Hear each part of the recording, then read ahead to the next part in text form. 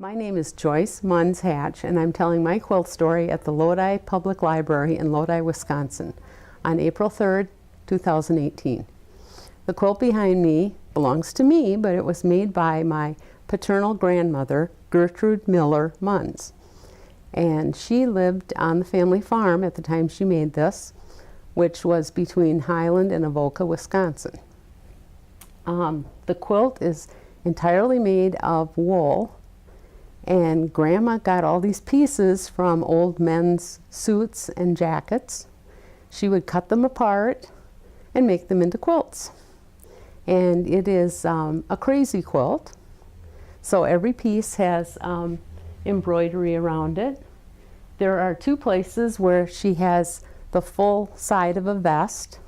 She left all the buttonholes and the pockets intact, and then she filled them with flowers. And in one case, she made it into the vest pocket into a flower box. So she was very imaginative. All the embroidery is done with baby yarn.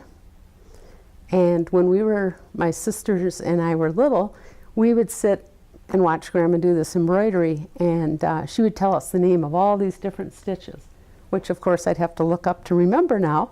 But she did several of these quilts. She had 6 children. She made one for each of them. Then she started on the grandchildren. And I was very lucky because I was the second oldest of 25 grandchildren. So I got a quilt. And not everybody, you know, Grandma didn't live long enough to make one for everybody. But everyone in my family, the 5 of us, all have a quilt that Grandma made for us. And we were very lucky because Grandma lived with us on the farm, so we got to watch her make all these quilts.